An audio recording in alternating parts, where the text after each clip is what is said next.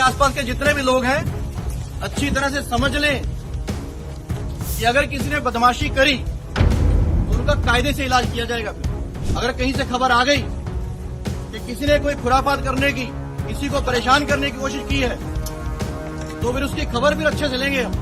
ये जहांगीर के घर वाले भी खड़े हैं, उसको बता देना कायदे से। ये बार बार जो खबरें आ रही है कि उसके लोग धमका रहे हैं, तो फिर अच्छे से खबर लेंगे, फिर बाद में रोना पछताना मत। पर मैं साफ भाषा में अजय पाल शर्मा जी को एक चीज बताना चाहता हूं। आपके ऊपर हमारी नजर है। 4 तारीख रिजल्ट निकलने के बाद आप जहां भी भाग जाएं, आप छुप नहीं पाएंगे। कोई राज्य, कोई बीजेपी का मालिक आपको बचा नहीं पाएगा। नमस्कार दोस्तों, इस वीडियो को देखकर मुझे 1970 के दशक की एक फिल्म का डायलॉग याद आ गया। मेरे अपने फिल्म का चर्चित डायलॉग, जिसमें शत्रुघ्न सिन्हा अपने अंदाज में श्याम के घर जाकर पूछते हैं, श्याम कहां है? घर वाले कहते हैं वो यहां नहीं है। तो शत्रुघ्न सिन्हा कहते हैं, आए तो उससे कह देना छेनू आया था, बहुत गर्मी है खून में तो आ जाए मैदान में। आइंदा मेरे किसी लड़के को हाथ लगाया तो मोहल्ले का मोहल्ला उड़ा दूंगा। कुछ इसी अंदाज में चुनाव आयोग की तरफ से ऑब्जर्वर बनाकर बंगाल भेजे गए अजय पाल शर्मा टीएमसी के एक उम्मीदवार जहांगीर खान के घर पहुंचे थे। जहांगीर खान 24 परगना जिले के फाल्टा इलाके से उम्मीदवार हैं। कोलकाता से करीब 60 किलोमीटर दूर दक्षिण 24 परगना में ऑब्जर्वर बनाकर भेजे गए अजय पाल शर्मा जब टीएमसी उम्मीदवार के घर पर धमकाने गए थे, तब उनका अंदाज बिल्कुल मेरे अपने के छेनू वाला था। फर्क यह है कि छेनू के साथ गुंडों की फौज थी और अजय पाल शर्मा के साथ सीआरपीएफ के 1 दर्जन से ज्यादा जवान थे। अजय पाल शर्मा जब यहां डायलॉग डिलीवरी करने पहुंचे थे तो रील बनाने वाली टीम भी मुस्तैद थी। ऐसा लग रहा था जैसे एंगल और डायलॉग तय करके अजय पाल शर्मा टीएमसी उम्मीदवार के मोहल्ले में पहुंचे थे। शर्मा जी ने धमकाया, जहांगीर खान के परिजनों को, वहां जो लोग थे उनको चेतावनी दी, रील बनवाया और आगे बढ़ गए। इस रील की शूटिंग से पहले या बाद में अजय पाल शर्मा टीएमसी उम्मीदवार जहांगीर खान के दफ्तर पर भी गए थे। वीडियो से यह भी पता चल रहा है वहां भी फिल्मी अंदाज में शॉट में इनकी एंट्री हुई, बाकायदा शूट हुआ और दोनों video clip super fast speed से बंगाल से दिल्ली तक के रिपोर्टर्स के व्हाट्सएप ग्रुप में आ गिरा और वायरल हो गया। बीजेपी वाले अजय पाल शर्मा की शान में कसीदे पढ़ते हुए दे दनादन ट्वीट करने लगे। अजय पाल शर्मा को हीरो की तरफ पेश किया जाने लगा कि कैसे टीएमसी के गुंडों का इलाज करने यूपी का एनकाउंटर स्पेशलिस्ट सिंघम बंगाल पहुंचा है। लेकिन यहीं से बवाल शुरू हुआ। टीएमसी नेता अजय पाल शर्मा की कुंडली खंगालने लगे, साथ देने लगे यूपी के पूर्व मुख्यमंत्री अखिलेश यादव और उसके बाद उनकी कहानियां आने लगी। यूपी में तैनाती के दौरान उनका ट्रैक रिकॉर्ड, उन पर लगे गंभीर आरोप, एक महिला को झांसा देने के आरोप और साथ साथ उनके खिलाफ विजिलेंस जांच से लेकर योगी आदित्यनाथ के लाडले होने तक की कहानी आ गई। पश्चिम बंगाल में दूसरे दौर के चुनाव के ठीक पहले अजय पाल शर्मा के इस वीडियो के वायरल होने के बाद हुए बवाल की परतें खोलने से पहले मैं चाहता हूं एक बार उस वीडियो को आप देख लें जिस पर बवाल मचा है और उसके बाद बाकी बातें देखिए जरा। आसपास के जितने भी लोग हैं अच्छी तरह से समझ लें कि अगर किसी ने बदमाशी करी तो उनका कायदे से इलाज किया जाएगा। फिर अगर कहीं से खबर आ गई कि किसी ने कोई खुराफात करने की, किसी को परेशान करने की कोशिश की है, तो फिर उसकी खबर भी अच्छे से लेंगे हम। ये जहांगीर के घर वाले भी खड़े हैं, उसको बता देना कायदे से। ये बार बार जो खबरें आ रही हैं कि उसके लोग धमका रहे हैं, तो फिर अच्छे से खबर लेंगे, फिर बाद में रोना पछताना मत। अजय पाल शर्मा के इस वीडियो को देखकर हो सकता आप में से कुछ लोगों को लगे कि ठीक है, वो धमकी देने गए, चेतावनी देने गए या किसी ऐसे गुंडे के घर पर बताने गए कि खबरदार जो तुम निकले तो। लेकिन बात सिर्फ इतनी है क्या? कौन है अजय पाल शर्मा? क्या है इनका ट्रैक रिकॉर्ड? कैसे यूपी में अलग अलग जिलों में इनकी तैनाती के दौरान इन पर गंभीर आरोप लगे? क्यों इन्हें बीजेपी के करीब माना जाता है? कैसे ये रामपुर में जब तैनात थे तो आजम खान को एकदम सलाखों के पीछे भेजने से लेकर उन्हें किसी न किसी तरह से तमाम मामलों में फंसाने के आरोप समाजवादी पार्टी के नेता इन पर क्यों लगाते रहे? ऐसे तमाम आरोप जहां भी पोस्टेड रहे अजय पाल शर्मा पर लगे। लोग इनके तारीफ में इन्हें एनकाउंटर स्पेशलिस्ट के तमगे से नवाजने वाले कहें कि इन्होंने 70, 80, 90, 100 एनकाउंटर किए, लेकिन उन एनकाउंटर्स पर भी सवाल है। सबसे बड़ा सवाल, जो नौकरी में रहते हुए इन पर जो गंभीर आरोप लगे, जिसकी जांच हुई, उस पर भी बात आज जब पर्दा उठता है, कहानी सामने आती है, किरदार सामने आता है, वो कहानियां भी आने लगती है जो कभी 5 साल 6 साल पहले की कहानियां जो कहीं ना कहीं दफन हो गई गूगल में। तो क्या आरोप लगे और महुआ मोइत्रा से लेकर अखिलेश यादव ने क्या कहा, एक एक करके सिलसिलेवार। पहले क्या हुआ कि महुआ मोइत्रा जो टीएमसी की सांसद हैं, उन्होंने ट्वीट किया कल रात को और अजयपाल शर्मा के लिए लिखा, मेरा फेयर एंड लवली बबुआ अजयपाल शर्मा, रोमन में लिखा है, हम तो वो हैं जो कायदे से आपका छोटा फैंटा और बड़ा फैंटा का भी इलाज कर लेते हैं, हीरोगिरी थोड़ा संभल कर कीजिए। अब इसको समझना पड़ेगा कि मामला क्या है। इस बीच अखिलेश यादव की एंट्री होती है, उन्होंने क्या कहा वो आगे बताता हूं, लेकिन मैं चाहता हूं महुआ मोइत्रा का ही पहले दूसरा ट्वीट। महुआ मोइत्रा ने फिर एक आज सुबह ट्वीट किया जिसमें उन्होंने लिखा,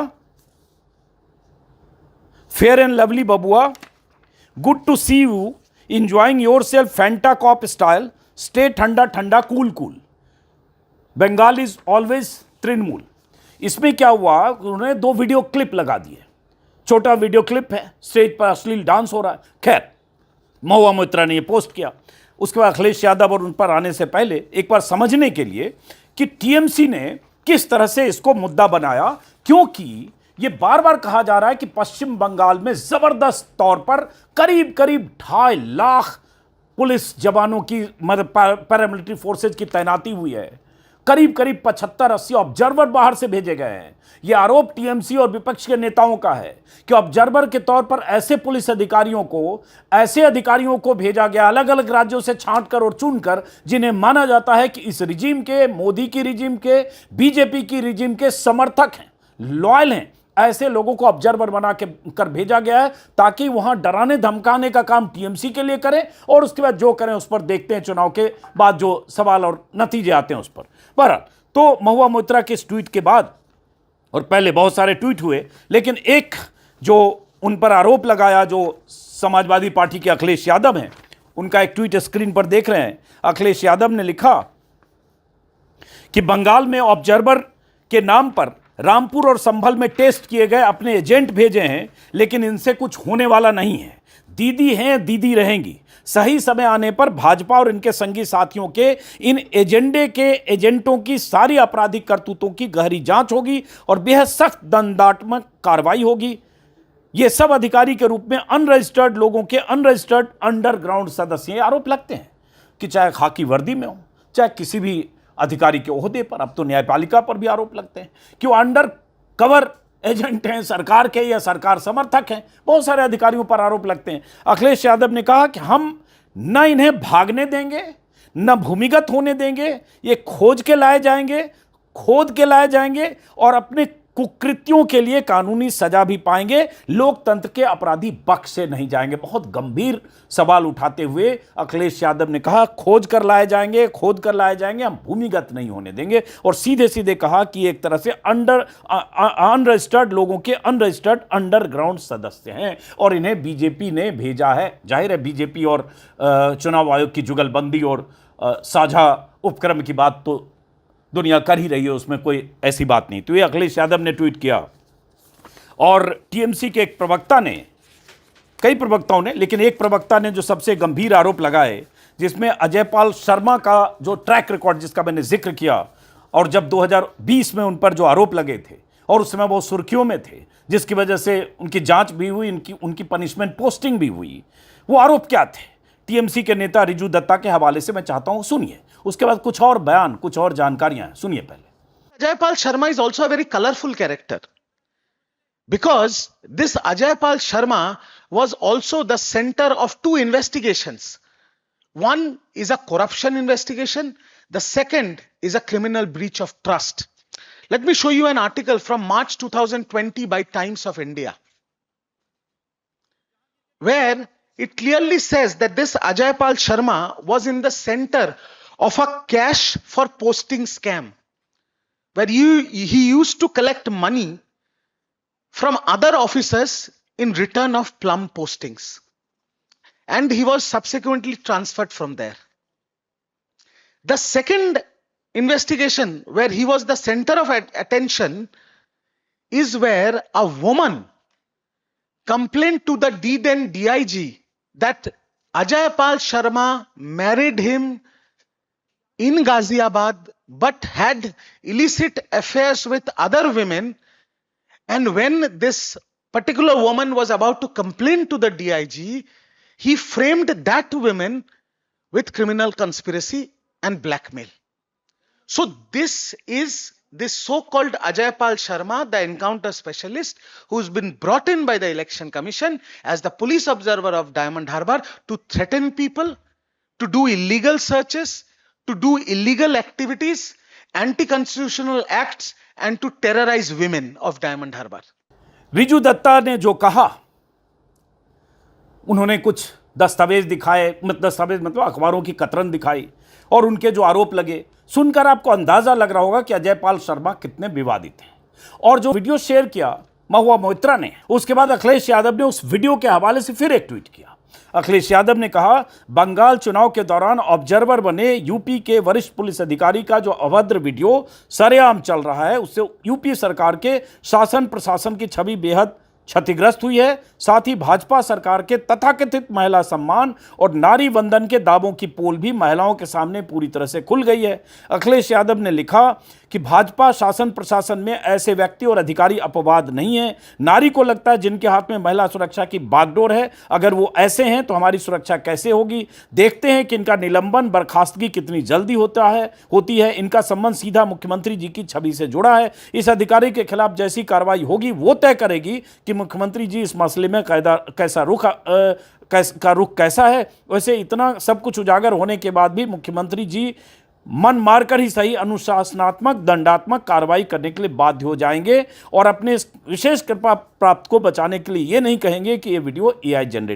जनरेटेड है। माफ करिए, जीरो टॉलरेंस सिर्फ अधिकारियों के लिए, अपराधियों के लिए नहीं, ऐसे अधिकारियों के खिलाफ होना चाहिए। वही महुआ मोइत्रा के वीडियो को एक तरह से मुद्दा बनाकर अखिलेश यादव ने ट्वीट किया। अब आते हैं जो इन पर आरोप लगे, और उन आरोपों में TMC ने एक तरह से चेतावनी भी दी है कि जिस तरह से महुआ मोइत्रा या TMC के बाकी नेता बीजेपी जिस तरह से इन्हें कवर फायर दे रही है उस पर सवाल उठाते हुए। तो एक बयान रिजू दत्ता का है, कहें तो एक तरह से सीधी सीधी चेतावनी TMC ने दी है कि 4 तारीख के जब नतीजे आ जाएंगे उसके बाद भी हम आपने जो किया, आप जिस तरह से डरा धमका रहे हैं या जो दादागिरी दिखा रहे हैं उसके खिलाफ FIR करेंगे, कार्रवाई करेंगे। मैं चाहता हूं वो वीडियो भी, वो बयान भी सुने। मैं साफ भाषा में अजयपाल शर्मा जी को एक चीज बताना चाहता हूं, आपके ऊपर हमारी नजर है।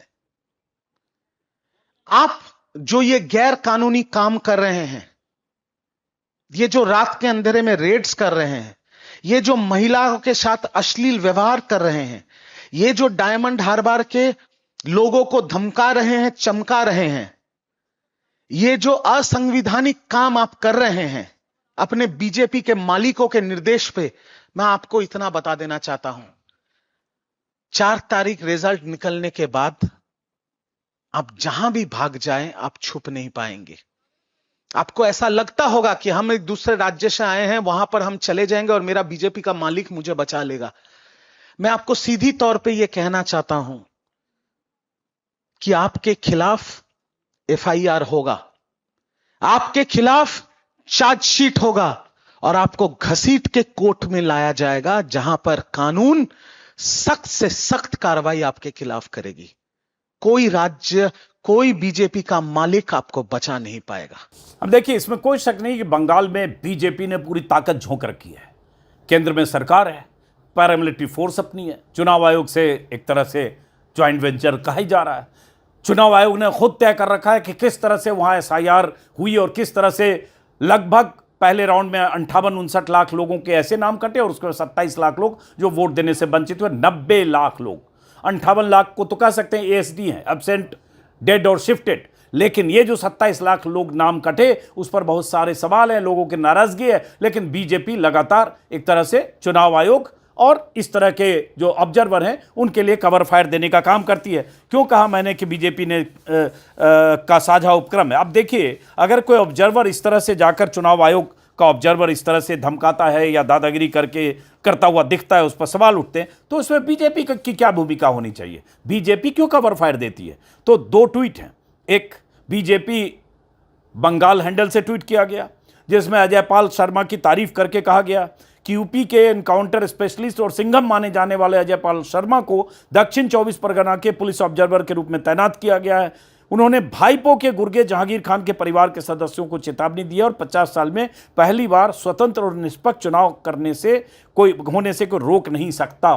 निष्पक्ष हो रहा है या क्या हो रहा है, ये जिम्मेदारी चुनाव आयोग की है, लेकिन चुनाव आयोग कैसे जिम्मेदारी निभाता है अगर इस तरह से ऑब्जर्वर जा रहे हैं? इस तरह के ऑब्जर्वर हैं जिन पर गंभीर आरोप है सरकार समर्थित या सरकार के प्रति उनकी सहानुभूति या सरकार से उनका एसोसिएशन। ये सवाल विपक्ष उठा रहा है। अमित मालवीय जो बीजेपी IT सेल के मुखिया हैं, उन्होंने भी तारीफ में ट्वीट किया कि Ajay Pal Sharma UP special encounter specialist Singham के तौर पर जाने जाते हैं, पुलिस ऑब्जर्वर बने। अभिषेक बनर्जी के करीबी जहांगीर खान के परिवार के सदस्यों को चेतावनी दी है। डराने धमकाने दंड से बचने का दौर खत्म हो चुका दिस दैट। और उसके बाद अजय आलोक बीजेपी के प्रवक्ता और तमाम लोग इस तरह से इसको ट्वीट कर रहे हैं। मतलब सारे लोग अजय पाल शर्मा को हीरो बनाने में जुटे हैं। लेकिन क्या अजय पाल शर्मा जिस तरह से करते दिखे, उसको लेकर मैं देख रहा हूँ कि एक पंजाब काडर के एक सीनियर मोस्ट IAS अधिकारी रहे, रिटायर हैं, उन्होंने एक्स पर लिखा, पंजाब के स्पेशल चीफ सेक्रेटरी रहे, उन्होंने लिखा KBS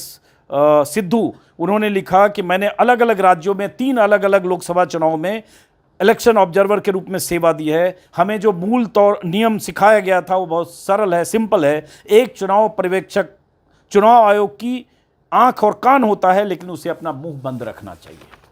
लेकिन यहाँ चुनाव आयोग ऐसे लोगों को, ऐसे अफसरों को चुन चुन कर भेज रहा है, ये या भेजता है जहां विपक्ष की सरकारें हैं या जहां लगता है कि बीजेपी के प्रति कुछ भी चुनाव आयोग मददगार हो सकता है, ऐसा विपक्ष का आरोप है। इस तरह से कई ट्वीट आ रहे हैं। इस बीच ये भी हुआ कि TMC की तरफ से ये सवाल उठाया गया कि आखिर चुनाव में इतनी ज़बरदस्त तैनाती करने का मकसद क्या है। ये ममता बनर्जी भी लगातार सवाल उठा रही हैं। तो TMC नेताओं ने फिर कहा है कि इतनी 2.5 लाख 2,40,000 की जो तैनाती हुई है जवानों की, इसका मकसद क्या है। 2024 সালে লোকসভা নির্বাচনে সারা ভারতবর্ষে 543টা লোকসভা আসনের জন্য যেখানে 3400 কোম্পানি সেন্ট্রাল ফোর্স ডিপ্লয় করা হয়, সেখানে 2026-এ একটা রাজ্য পশ্চিমবঙ্গের বিধানসভার জন্য 2400 কোম্পানি সেন্ট্রাল ফোর্স ডিপ্লয় করেছে। এবং আমরা দেখেছি ফার্স্ট ফেজ অবধি 84 জন পুলিশ অবজারভার ডিপুট করা হয়েছিল এবং সেকেন্ড ফেজের আগে আরো 11 জন অর্থাৎ 95 জন পুলিশ অবজারভারকে পাঠানো হয়েছে। আর আমরা দেখলাম যে সেন্ট্রাল ফোর্সকে সাথে নিয়ে এই পুলিশ অবজারভার রাত্রিবেলা তৃণমূল কংগ্রেসের কর্মী সহ সাধারণ মানুষের বাড়িতে, বিশেষ করে এমনও বাড়িতে যেখানে রাত্রিবেলা কোনো পুরুষ মেম্বার ছিলেন না, পুরুষ সদস্য ছিলেন না, যেখানে মহিলারা বাচ্চা নিয়ে রয়েছেন, রাত্রিবেলা শুতে যাওয়ার আগে মানুষ ঘরের ড্রেস পরে রয়েছেন, সেখানে জোর করে রেড করার নামে। इस बीच ये भी हुआ कि एक वीडियो वायरल है कल से या परसों शाम से। बीजेपी के जो राष्ट्रीय अध्यक्ष हैं नितिन नबीन, वो एक CRPF की गाड़ी में, पैरामिलिट्री फोर्स की गाड़ी में, चारों तरफ से बंद गाड़ी है, बख्तरबंद टाइप का बना, उस गाड़ी में जाते हुए दिख रहे हैं। तो TMC और समाजवादी पार्टी और विपक्ष के नेताओं का आरोप है कि ऐसा इस तस्वीर को देखकर कि बीजेपी अध्यक्ष नितिन नबीन किस हैसियत से CRPF के वाहन का प्रयोग कर रहे हैं एक राजनीतिक प्रचार कार्यक्रम में पश्चिम बंगाल में। वो न PM है न केंद्रीय मंत्री हैं। जो सुरक्षा उन्हें मुहैया कराई गई है उसी के अनुसार रोड शो या प्रचार कर सकते हैं, लेकिन सुरक्षा बलों की गाड़ियों का उपयोग नितिन नबीन क्यों कर रहे हैं? ये शर्मनाक है, चुनाव आयोग की प्रक्रिया का उल्लंघन है। और इसमें कोई शक नहीं है कि बीजेपी के नेता, बीजेपी के मंत्री चुनाव आयोग के लिए, चुनाव आयोग के रडार से वो बाहर हैं। वो कहीं भी किसी तरह से आचार संहिता का उल्लंघन करें, कुछ भी करें, उनके खिलाफ एक्शन नहीं होगा। लेकिन चुनाव आयोग चुन चुन कर विपक्ष के नेताओं को टारगेट कर सकता है, ऐसा विपक्ष के लोगों का आरोप है। विपक्ष के नेताओं के खिलाफ कोई शिकायत मिलने पर तुरंत एक्शन ले सकता है। उन अधिकारियों को तुरंत ट्रांसफर कर देता है जिन अधिकारियों के बारे में चुनाव आयोग को लगता है कि ये उनके एजेंडे या उनके हिसाब से या उनके जैसा वो चाहता है वैसा शायद काम ना करे। ऐसे बहुत तरह के अफसरों के बारे में तमाम समय पर जानकारियां आती रही। लेकिन फिलहाल अजय पाल शर्मा, कल वोटिंग है, कहा गया कि ऐसे 75 ऑब्जर्वर गए हैं बंगाल में सीनियर लेवल पर। अब इन ऑब्जर्वर्स की 95 पुलिस ऑब्जर्वर तैनात किए गए हैं बंगाल में। तो इन ऑब्जर्वर्स की भूमिका को लेकर टीएमसी नए सिरे से फिर सवाल उठा रही है। तो फिलहाल देखते हैं नतीजे क्या होते हैं। 4 तारीख को नतीजे आएंगे, कल शाम को एग्जिट पोल होगा। जितनी ताकत, जितना जोर बंगाल में बीजेपी ने लगाया है, उसका भी जोर आजमाइश का नतीजा भी 4 तारीख को 11 बजते बजते पता चलेगा। फिलहाल नमस्कार।